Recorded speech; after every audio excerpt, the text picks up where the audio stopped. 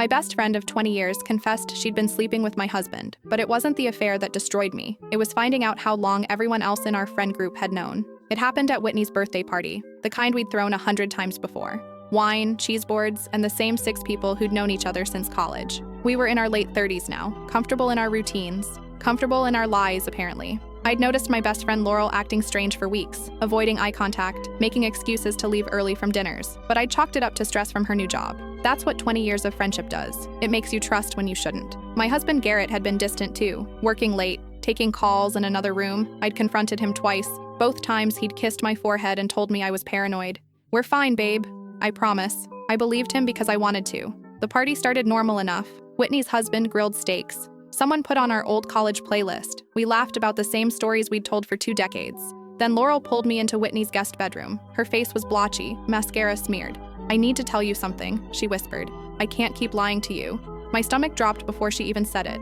"Garrett and I have been sleeping together." The words hit like ice water. "For how long?" I managed to ask. She looked at the floor. 14 months. 14 months. Over a year of holidays, birthdays, girls' nights where she'd looked me in the eye and lied.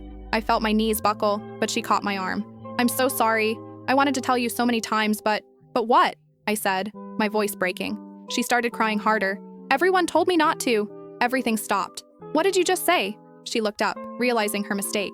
"I meant, who's everyone, Laurel?" She wouldn't answer. I shoved past her and walked back into the living room. 6 faces turned toward me. Whitney, her husband, our friends Brody and Cassandra, and Garrett, holding a beer, laughing at something on his phone. "Who knew?" I asked the room. Silence. You could hear the grill hissing outside. "How long have all of you known my husband was fucking my best friend?" Whitney stood up from the couch, her face pale. "Maybe we should all just calm down and answer the question," I said. "Who knew?" Cassandra looked at her husband Brody. Brody looked at Whitney's husband. No one looked at me. That's when I understood. All of them. Every single person in this room had known. They'd sat across from me at dinners, celebrated my birthday, hugged me and told me they loved me, all while knowing. "How long?" I asked again. Whitney's voice was barely a whisper. "Since last summer, nearly a year. I'd hosted them for 4th of July. We'd gone to the lake house together. Garrett and Laurel had shared a kayak, and I'd taken photos of them splashing each other.